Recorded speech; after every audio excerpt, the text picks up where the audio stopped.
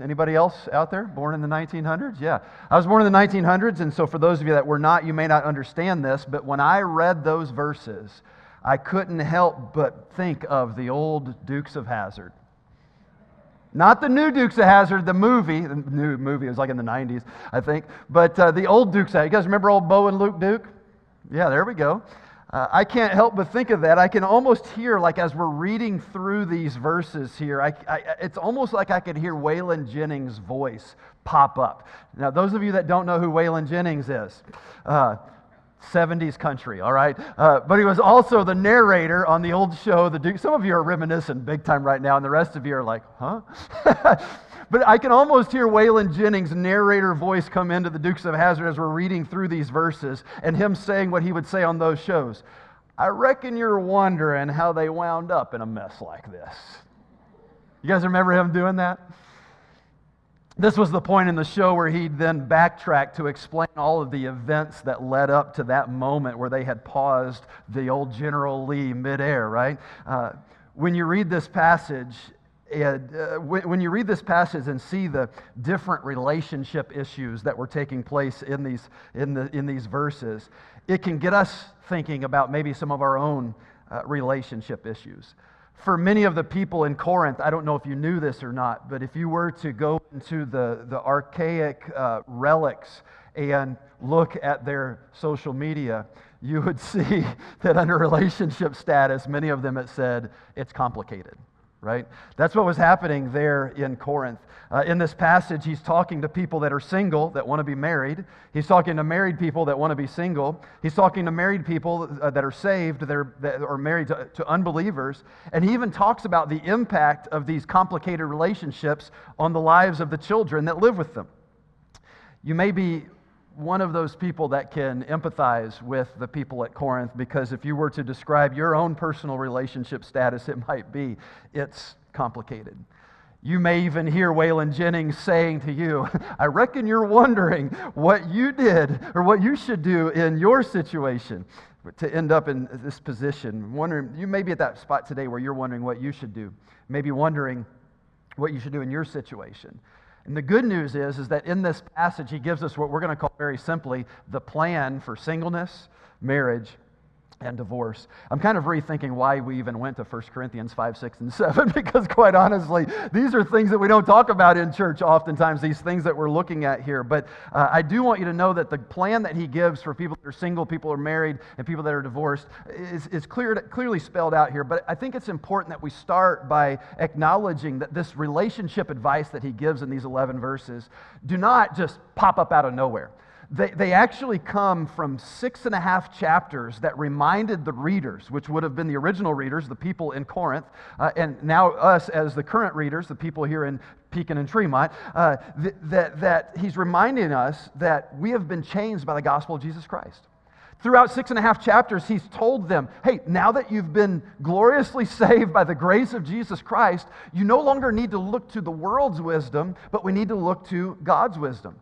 Essentially, he had been telling them that as a believer, God has different plans for your lives than what you had before you believed the gospel, right? And those plans are clearly spelled out for us in what we call today the Bible, which I love what one person said the Bible stands for is basic instructions before leaving earth, which is kind of an interesting way of looking at it, because that's what we're doing. We're looking at the instructions that God gives to those of us that have believed the gospel, and now we want to look to him for his wisdom rather than God's. Rather than the world's. In verse number 1, it says, now concerning the things whereof you wrote unto me. This is the second time that I can remember in this letter that he wrote to Corinth, that he's reminding them of the letter that they had written to him. And apparently, they had asked him a lot of questions. And I can't help but think a lot of those questions were kind of like, hey, now that we're saved, what should we do about, and you fill in the blank. And he is addressing a lot of those things. They were to be looking for God's wisdom and God's guidance. And this way of thinking, this desire of looking at life through the lens of, hey, now that I've been saved, what does God want me to do about this? It reminds me of one of our core values. One of our core values is that all of life is worship. We put Jesus first. And when all of life is worship, and when you put Jesus first, it not only changes the way you view yourself, but it also changes the way we view our relationships or our relationship status. I would hope that we could agree that as believers, the way we look at our relationships should look different as believers than the way we looked at relationships as unbelievers. So with that thought in mind, I want us to see three things that this passage teaches us about where we are, whether that's we're single, we're married, widowed, or divorced.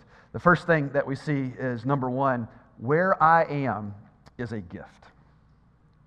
No matter if you're single, married, divorced, widowed, or somewhere in between, no matter where you are is a gift. Look what he says in verse number 6. He says, "But I speak this by permission and not of commandment, for I would that all men were even as I myself." When he says, "I would that even all men were even as I myself," he's referring to him being single himself. He says, "I wish that we could all be single." He says, "But every man has his proper gift of God. One after this manner and another after that." And what he's pointing out is that, yeah, being single is a gift. But he's saying, if you're married, that's a gift too. If you're widowed, that's a gift too. If you're divorced, that's a gift too. He's pointing out that where we are is a gift. Can you say that statement with me? Because I think there's a lot of people that look at their relationship status and realize that it's complicated, and the last thing that we believe is that it's a gift. So I'd like for us to affirm what the Word of God says here, that no matter where we are, it is a gift. So let's say this together. Ready? Where I am is a gift. Do you believe that? Where I am is a gift.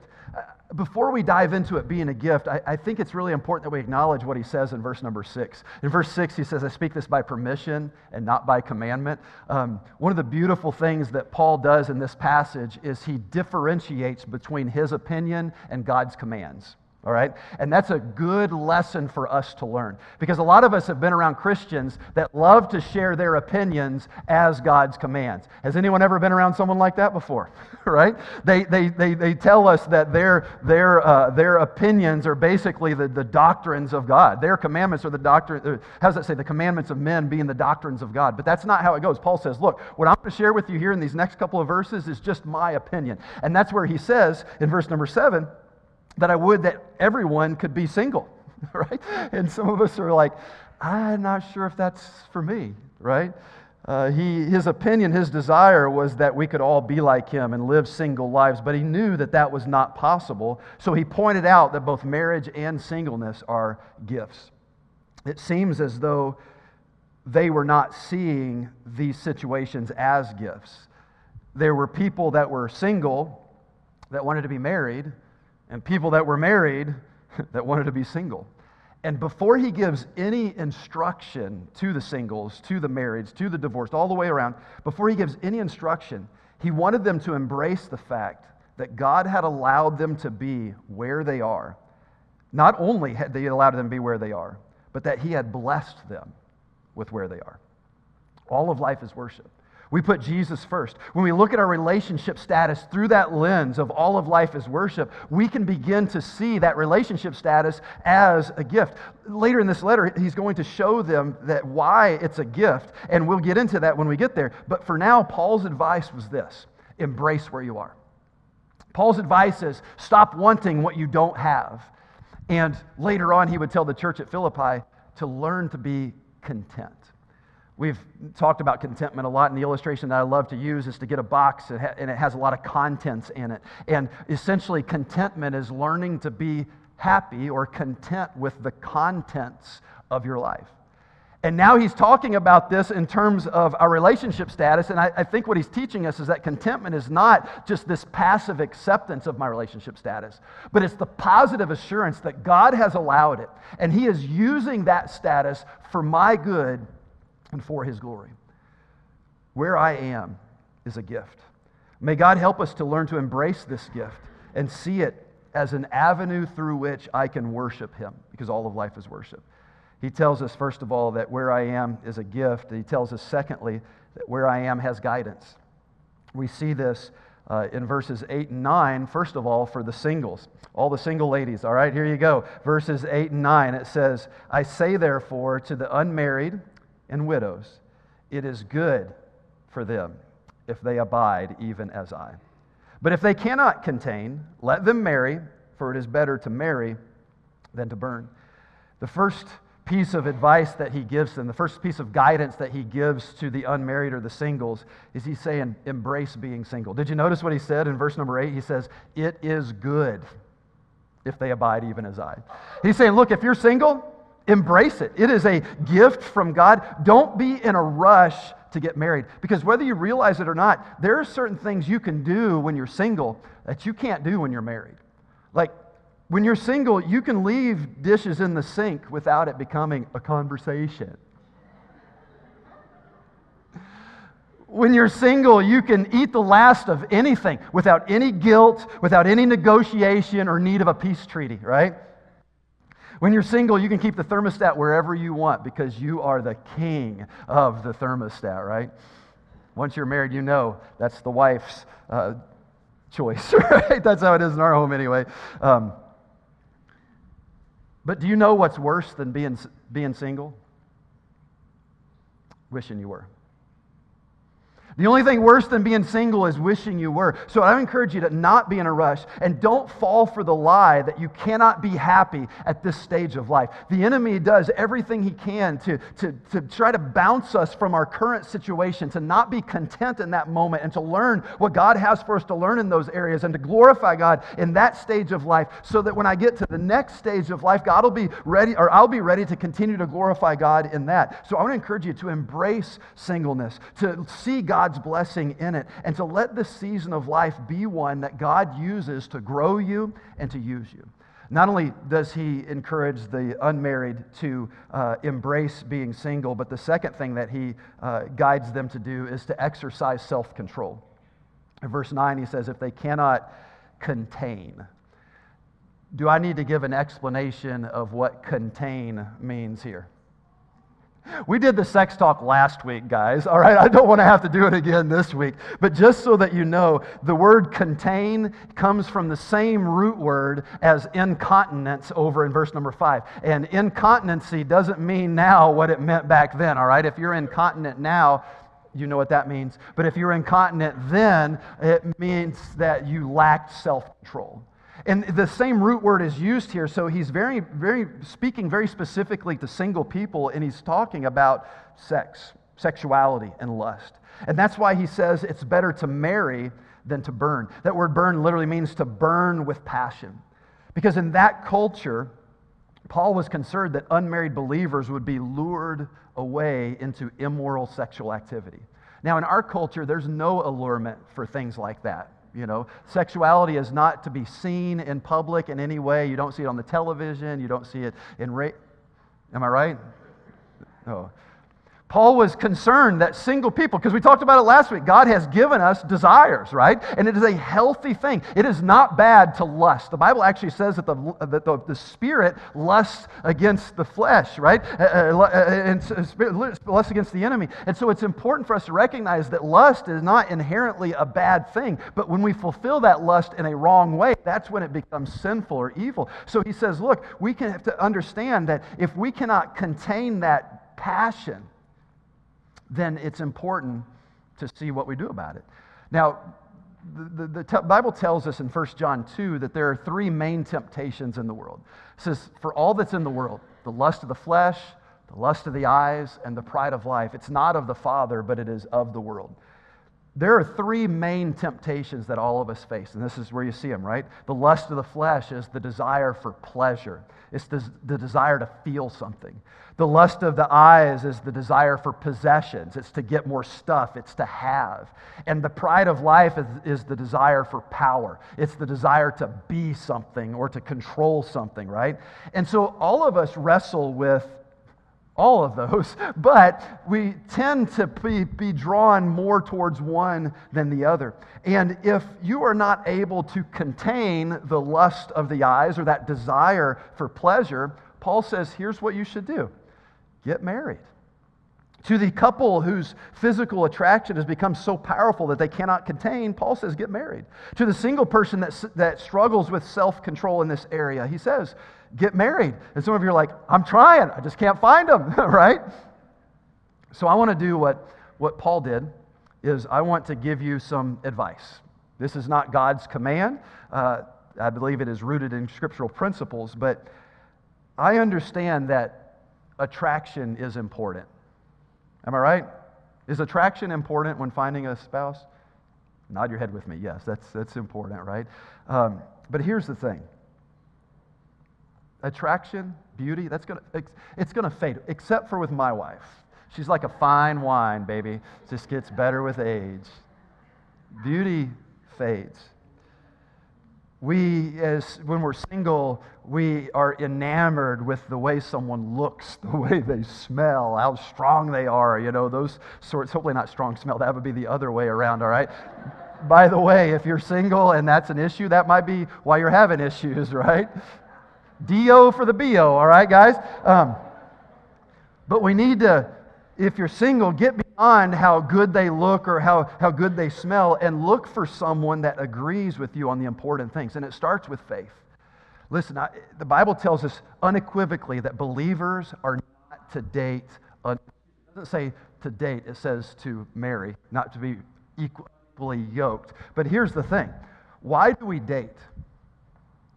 The phrase we used to use back in the day is you date to find a mate, right? You date to get married. And so why would I date someone that I have no intentions of deciding whether or not I should marry them? To do so, as one person said, is just practicing for divorce.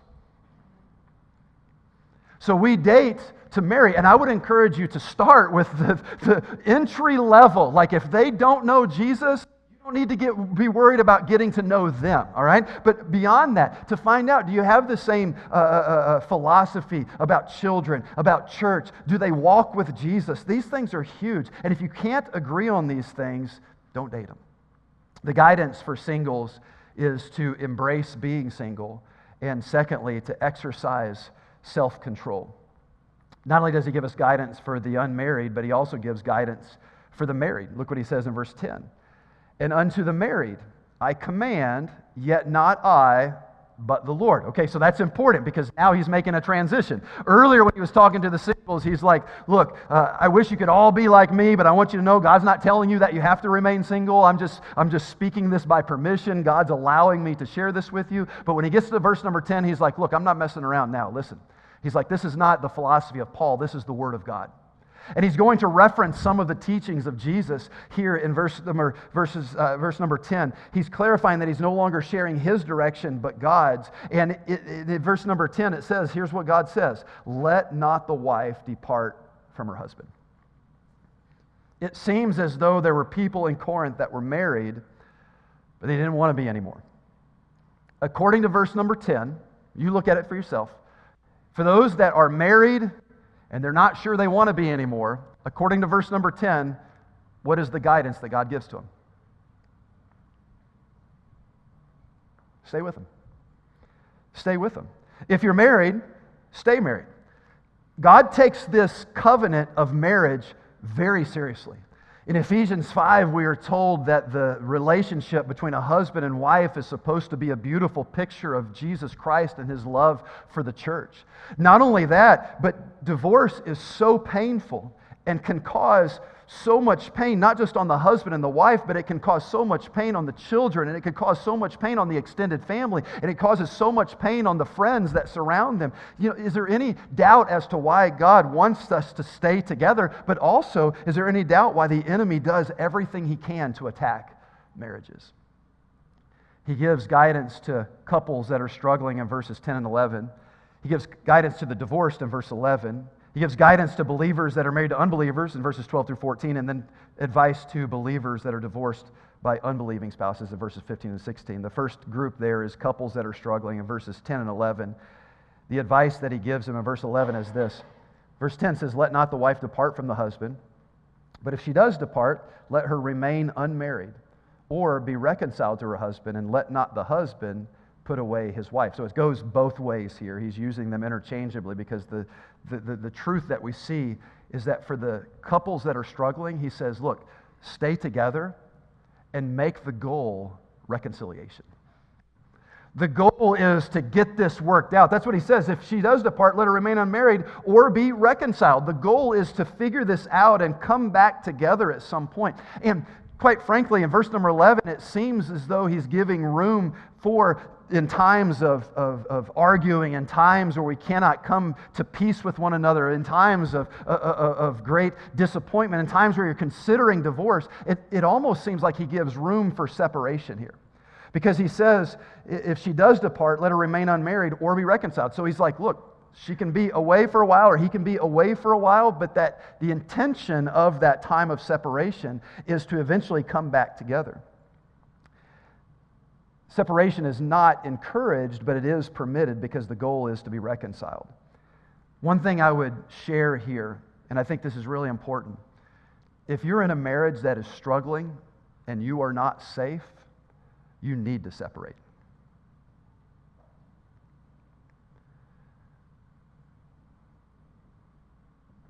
There are couples that are enduring physical abuse to the point where your physical health is in danger. And if that is the case, you need to get help. And God does not put any kind of expectation on you to endure any kind of physical abuse like that without getting... Now, it doesn't say, now that I'm being physically abused, I need to get out. Like, there's things that need to be worked out there, because people don't just start abusing people. There's some issues that person is having, and they need to work through those. But they don't need to necessarily work through those with you there. Get help for you and for them. To be honest with you, I thought about writing down some things to do that would help here. And I would love to take time to lay out some ideas on how to work through these kinds of seasons in your marriage. But in this text, there's only one piece of guidance that's given. And that one piece of guidance is this: don't put them away. If you're struggling today and divorce or separation is something that you're considering, I want you to lean in for a second, because you need to hear these words.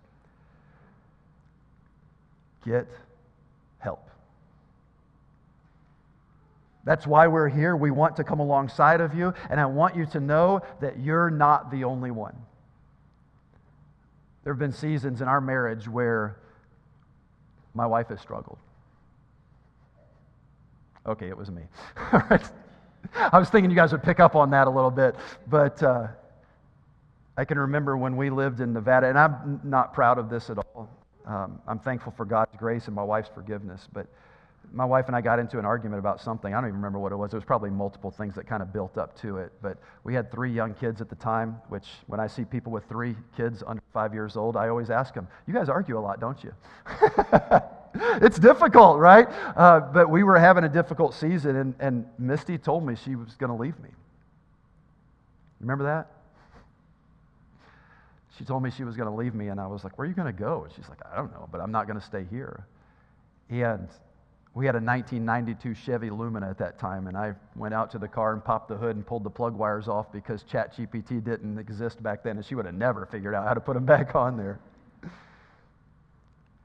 But I'm thankful that my wife was willing to reconcile with me at that point.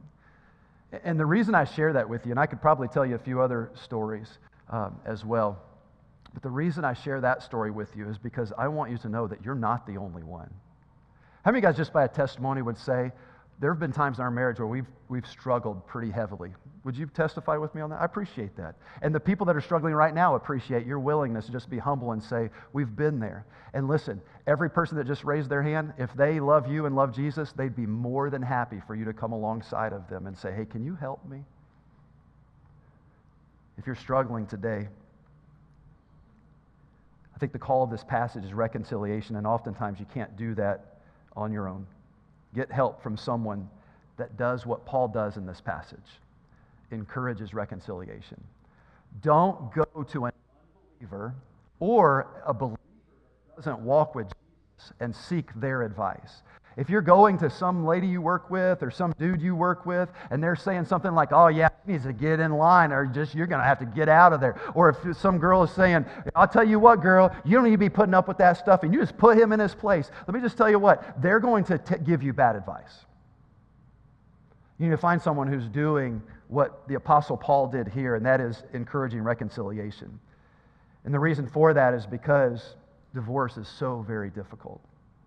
Verse 11 actually is where he starts to give guidance to the divorced. In verse 11 he says, we read that, but if she depart, let her remain unmarried or be reconciled to her husband, and let not the husband put away his wife. Now, I want to tread very lightly here because I know that divorce has touched just about every life that's in this room in some way. There's a lot of pain that's associated with it. There may even be regret or shame, to the point to where the people that I've talked to about divorce that have been divorced wouldn't wish it on anyone. One of the reasons God hates divorce is because God loves you. And He knows how difficult it is on individuals and on families. And we're reminded in this passage that God's plan for marriage is for it to be forever. Jesus actually spoke on marriage in Matthew 19, where Jesus taught this. The Pharisees came to Him, tempting Him, and they said unto Him, is it lawful for a man to put away his wife for every cause? This is that no-fault divorce. They believed that back then. You can just get divorced for any reason. And He answered and said to them, have you not read, and He's referencing the Old Testament law, that He which made them at the beginning, made them male and female, and said, for this cause shall a man leave father and mother, and shall cleave to his wife, and they twain shall be one flesh. Wherefore they are no more twain, but one flesh. What therefore God has joined together, let no man put asunder. I apologize, he's not referencing the law, he's referencing creation. In verse 7, they reference the law. They said unto him, well, why did Moses then command to give a writing of divorcement and to put her away? He said unto them, Moses did this because of the hardness of your hearts, suffered you to put away your wives, but from the beginning it was not so. And I say unto you, whosoever shall put away his wife, except it be for fornication, and shall marry another, committeth adultery. And whoso marrieth her, which is put away, doth commit adultery. In verse number 9, Jesus is permitting divorce, it seems like, in cases of immorality. It doesn't mean there has to be divorce, but He is permitting that if there is no way for reconciliation. And the reason for this is because when two come together in covenant, the two become one. And when another person has entered into that covenant, there is no longer a covenant there. We also recognize that there's a hard teaching here. In chapter 7 of 1 Corinthians, He told them to remain unmarried. Right, in verse number 11, but if she departs, let her remain unmarried. If the husband departs, let him remain unmarried. And in Matthew 19 and verse 9, Jesus actually says that remarriage is adultery. It's interesting because in chapter 7 of 1 Corinthians, verse 15, Paul said that if an unbelieving spouse abandons the marriage, then the believer is free to remarry, and it wouldn't be adulterous. Down in verse number 28, we haven't read this one yet, but in verse 28 it says, but, and if thou marry, thou hast not sinned, and if a virgin marry, she hath not sinned. Nevertheless, such shall have trouble in the flesh, but I spare you.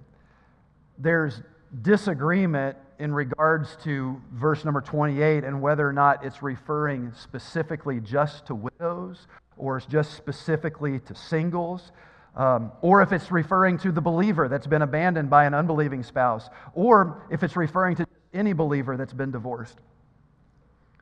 But here's what I do know, is that if you have been divorced and you are remarried, I want to encourage you, don't look back, look forward. If you're divorced and you have been remarried, in verses 12 through 14, he's going to tell believers that they are that are unequally yoked, because many of them were already married, they had gotten saved, and now they're married to someone that is unsaved. And he's telling them, look, if you've entered into a covenant with someone that maybe wasn't exactly the way it was supposed to be done, you are called to be faithful in that marriage. Verse number 17, and we'll talk about this the next time we come to this passage, but verse 17 says, but as God has distributed to every man, and he's referring here about whether you're single, married, or divorced, or widowed, he says, but as God has distributed every man, as the Lord hath called everyone, let him walk. And so ordain I in all churches. The last group that he addresses are the believers that are married to unbelievers. In verses 12 through 13, he says, but to the rest speak I, not the Lord, again, there he's making the clarification, if any brother has a wife that believeth not, and she be pleased to dwell with him, let him not put her away. And the woman which has a husband that believeth not, if he be pleased to dwell with her, let her not leave him. So if you are a believer and you're married to someone that is an unbeliever, it's the same advice that he gives to believers. Stay with them. If they're willing to stay together, stay with them. And I love that he gives the reasoning behind this. The reason we should stay with them is because we can have an impact on their lives spiritually. Look what it says in verse 14. It says, for the unbelieving husband is sanctified by the wife, and the unbelieving wife is sanctified by the husband. Now, when you read that, you might go, wait a second. Is he telling me that if we're married and I'm a believer and they're an unbeliever, then that means that they're saved? Is that what he's saying? No, not at all. That would be in total contradiction to everything else Paul has written to us about the gospel and about salvation. The word sanctified or holy does not mean that they are saved. It simply means that the unbelieving spouse is put into God's grace and influence, the presence of God's grace and influence, by the believing spouse's presence. They are living in close daily contact with someone who is filled with the Spirit. Some of the believers in Corinth may have been thinking, hey, over in chapter 5 and verse 11, you said that if someone is, an adulterer or a drunkard or any of those other things that are listed there, then we're not even supposed to be with them. We're supposed to separate from them. And some of them may have thought that living with an unbeliever somehow defiled them, so they weren't supposed to eat with them. But Paul says it actually works the other way around.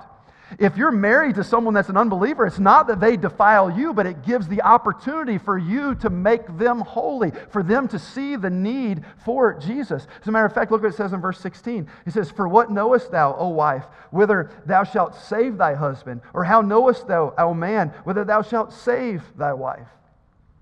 Peter wrote about this.